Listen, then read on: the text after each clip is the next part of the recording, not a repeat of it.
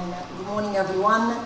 First of all, I really want to express my deepest thanks to Mansoon for inviting me again for the second time to NEREC. I had a fantastic experience last year. I think what NEREC does is very, very important. I mean, you have just heard in the past 1 hour and a half how complex the nuclear problems we are facing with are.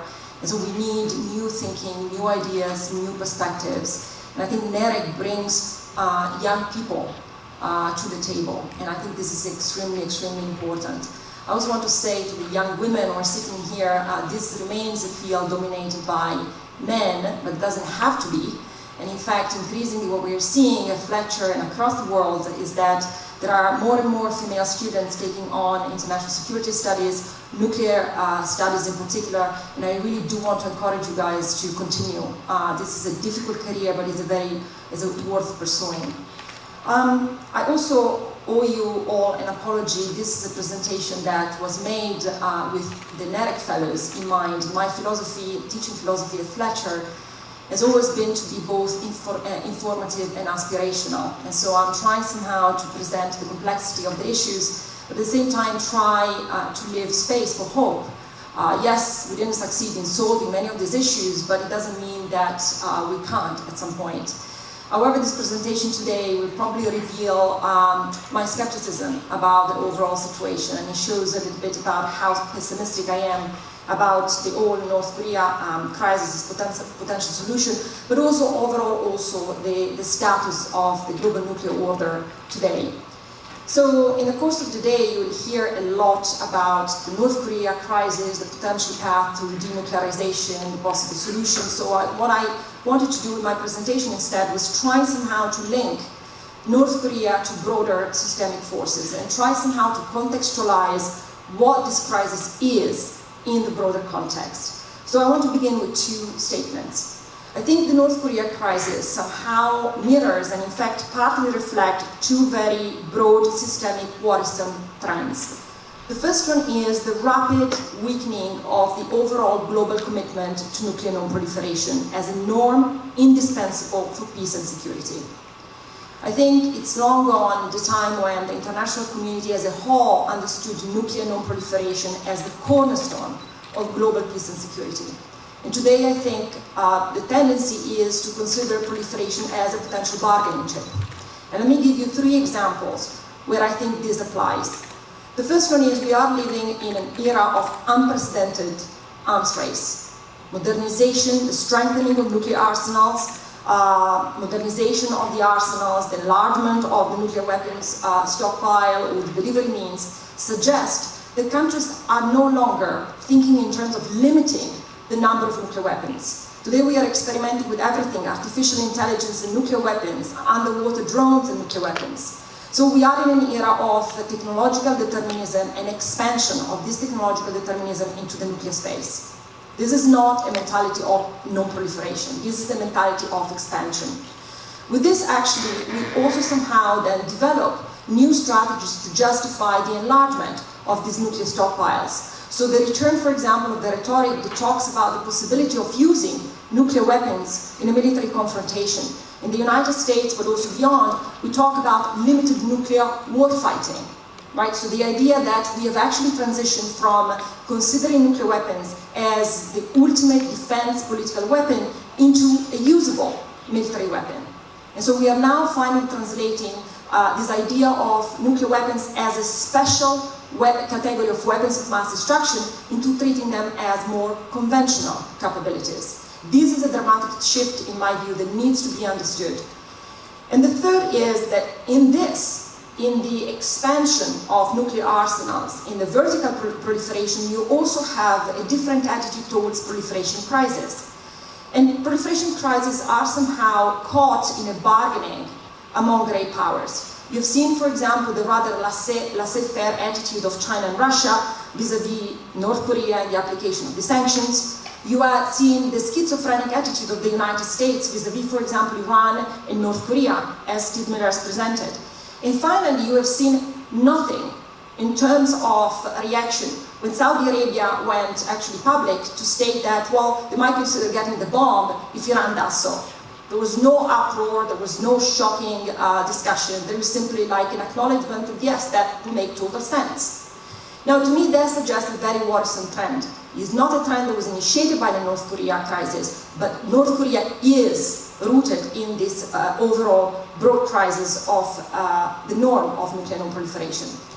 The second trend, I think, that is extremely important because we'll actually weight in the ultimate solution to the North Korea nuclear crisis, but also the Iran nuclear crisis, is the deepening divide, and I cannot stress enough, the deepening divide between the nuclear weapon states, all nuclear weapon states, and non-nuclear weapon states community. This, in my view, will undermine increasingly the possibility of addressing the loopholes in the nuclear non-proliferation regime. Think about the exit clause, for example, or Article 10, the possibility of improving, for example, the capacity of the International Atomic Energy Agency to verify safeguards agreement.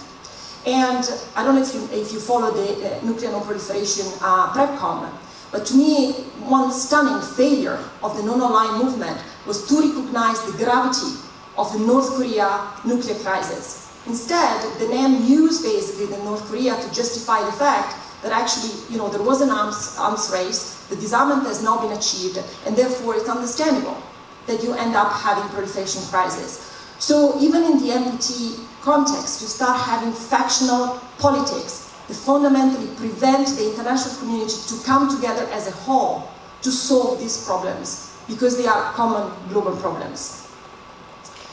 Now let me say then a few words about how I think the North Korea crisis in particular should be understood as a proliferation crisis first, and I give you 5 factors.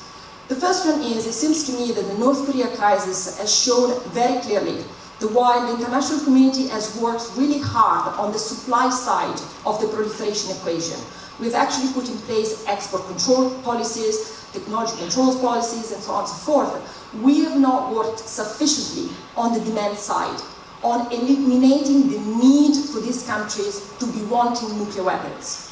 We have actually tried to prevent the technology spread, but we haven't done anything to solve the security dilemmas that lead these countries to believe that nuclear weapons are in fact the solution to their problems. Let me give you again 2 examples of this. In both North Korea and Iran, what we continue to fail to acknowledge is that proliferation problems need to be understood as security issues. But not only because they violate international law, security issues because they are rooted in regional security issues themselves. The JCPOA, for example, detached the nuclear problem from regional security issues. But that is actually a major issue, a major weakness of the JCPOA. You cannot solve the Iran problem, or in fact the Saudi Arabia issue, without understanding this proliferation crisis in the context of larger regional security challenges. The same, it seems to me, for the DPRK. So long as we focus only on the supply side and not on the demand side, I don't think we will ever actually be able to advance anything seriously on this crisis. The second main lesson learned in my view from North Korea particularly has been the fact that the NPT as a norm, but also the NPT as an institution, has proven insufficient to socialize countries to accept nuclear non-proliferation as a norm. If you think about the liberal institutionalism, there is this idea that if countries get into multilateral institutions, at some point they get socialized into these norms, and they begin somehow to act as responsible actors of the international system. This has clearly not been the case for North Korea. Just being part of the NPT community did not transform North Korea into a responsible nuclear power.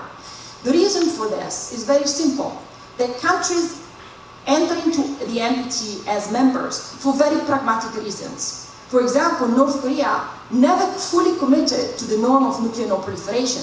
It signed the NPT in 1985 upon the promise of the Soviets to receive technology assistance. But the norm itself has never been fully accepted. So just because you are part of the NPT community, it doesn't make you committed to the norm itself. This then opens, in my view, a big question. If the NPT does not socialize countries into accepting the norm of nuclear non-proliferation, where are the other avenues where this can take place? And the answer is nowhere. There are no avenues today in the world that can help countries socialize into these norms. And for this reason, the UN Secretary General, just recently, I was in New York actually talking to his staff, Gutierrez understood the United Nations need now to play a strategic role in this. He needs to provide avenues and settings for this strategic conversation on nuclear norms to take place. It is not sufficient to be part of the NPT, it's not sufficient to attend the NPT review conference. The third main lessons learned is that even poor states, and this is what Steve has pointed out, with domestic pathologies are able to succeed in getting the bomb if they really want to. I mean, North Korea is a perfect example of great determination in spite of enormous technology deficiencies. This is particularly true, particularly for poor states, if they embark on something that Vipin Narang called sheltered pursuit. They are choosing a pattern, a very powerful state that somehow allow them to hide while they are developing the nuclear weapon program. In the case of North Korea, you had China and partly Russia. So you have this sheltered pursuit where even if you are poor, even if you are isolated, you can still actually manage to get far along in your development. In my view, this actually opens a very interesting question. As great powers competition increases, what happens with proliferation crisis? How many other states will pursue a sheltered pursuit in order to embark in a nuclear proliferation process? The fourth main lessons learned is simple, and Steve has gone through this very clearly. That the toolbox to resolve nuclear proliferation crisis is actually very small. Preventive war is not a solution. Certainly not an effective solution for counter-proliferation. Early detection is a very effective instrument. But early detection requires countries who want to solve this problem to put some costly political capital on the table. For the United States, the domestic politics is frequently an impediment to make sure that they are actually able to deliver the necessary incentives to unlock potential solutions. Let me give you an example. The agreed framework between the United States and North Korea in 1994 was probably the agreement that led to probably the closest to denuclearization. But it was actually voted down, not by North Korea, but by the US Congress and by the Republicans. So even if you have incentives, even if you have a toolbox, the domestic politics need to bear the political cost, need to accept the trade-off is worth it. And if you have a country that is already somehow undecided about proliferation, then these trade-offs might sound completely unacceptable. Now, ultimately for me, the North Korea crisis has raised a very important question, and I think is a question that you guys will actually have to deal with as we move forward with this situation and other crises. For me, the ultimate question North Korea has asked us all is, how much is worth risking in order to try to pursue a lofty goal like denuclearization that certainly is worth it, but might prove impossible to achieve? What are the trade-offs that we are willing to accept in order to try to denuclearize? So, prior to the summit, I want to just share with you a couple of things which I thought were very interesting. Even prior to the summit, already in 2017, as the United States began engaging in this rather fiery rhetoric with North Korea, several scholars in the United States came out by arguing that the trade-offs in between idealism and realpolitik were too high. And somehow we had to rethink North Korea as a different type of crisis. Professor Scott Sejong, who is sitting here in an article on Foreign Affairs in 2017, writes the following: "It is time for the United States government to admit that he has failed to prevent North Korea from acquiring nuclear weapons that can reach the United States. North Korea no longer poses a non-proliferation problem, it poses a nuclear deterrence problem." Michael Swain then followed Scott with a different Carnegie report which were released also in 2017, and he argues that policymakers in the United States, China, South Korea, and Japan needs to adopt a more realistic approach, focus on deterrence, containment, and an array of crisis management measures. So while the rhetoric continued to be, we need to denuclearize, a few voices argued that the trade-offs were too high. It was probably impossible, that we needed to find a middle ground solution, and the middle ground might be normalization of North Korea as a nuclear weapon state. In this particular framework, I have read personally the summit in Singapore. I have not read the summit in Singapore as the first step towards denuclearization. I have read the summit as a first step towards normalizing North Korea as a nuclear weapon state. Partly, the problem was that the United States itself came to the table in Singapore with its credibility as a champion of nuclear non-proliferation badly damaged. You remember probably the comments that Bolton made, for example, about the Libya and the Iraq models. So there was some confusion about what the United States was actually looking for in engaging with North Korea. Was it regime change or was denuclearization? You also had a withdrawal from the JCPOA with no other strategy. And finally, you had also President Trump also during the campaign argue that, well, yes, I mean, South Korea and Japan should think perhaps of acquiring their own nuclear weapons because it might be more effective. So these three factors somehow weighted in the credibility of the United States as a nuclear non-proliferation champion. But for me, what I really demonstrated, it was more a normalization exercise, the denuclearization exercise, was actually the statement that was released at the end of the summit, as Professor Sejong said. The statement was not only vague or inconclusive, but it was also a step back from a previous actually statement that was released in 2005 by the North Korea, where actually there were far more details about how the North Korea would have accepted, in fact, returning to the NPT treaty and to the International Atomic Energy Agency safeguards.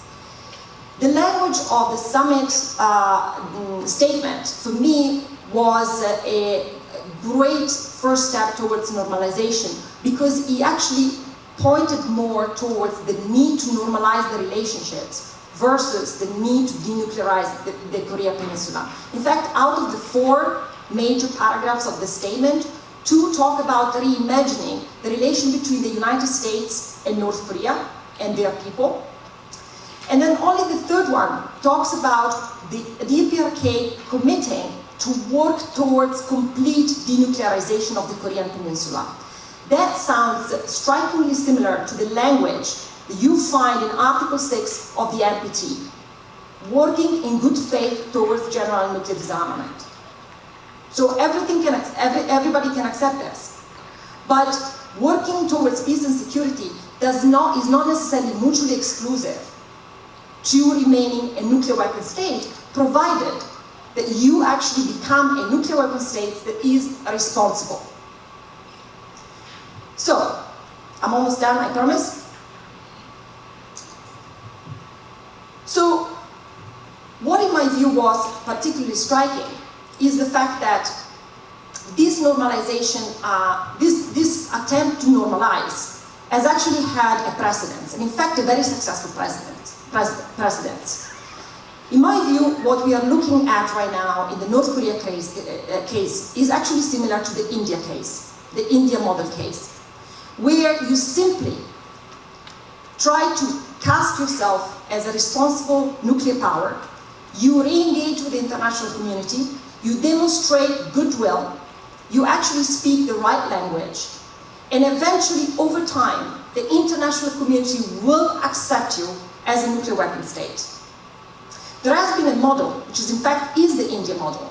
And if you remember in 2008, when the US signed the India deal, one of the main explanations was that, well, India demonstrated to be an impeccable nuclear non-proliferator state. They had an impeccable record, and that it was a responsible nuclear power. So to conclude, I think, I don't know if this is a middle ground step or a potential final step, but in the process of normalization, that doesn't mean that we should just accept the situation as it is. I think the United States and international community can ask North Korea to actually take specific steps to become a responsible nuclear power. Let me give you a couple of examples from the India deal. For example, before the signature of the 2008 India Accord, India was asked to commit to signing an additional protocol which allows the IEA to inspect its civilian facilities. This is something, in my view, that North Korea could actually do with no problem. In addition, India was asked to continue its moratorium on nuclear weapons testing. That's also something that I think wouldn't cost very much to North Korea. It was actually pretty feasible. The third was India was asked to commit to strengthening the security of its nuclear arsenal. And in that, you can actually foster some series of international cooperations with the IEA, with other international actors in trying to strengthen nuclear security. And again, there you will actually have more transparency, something that North Korea might be interested in.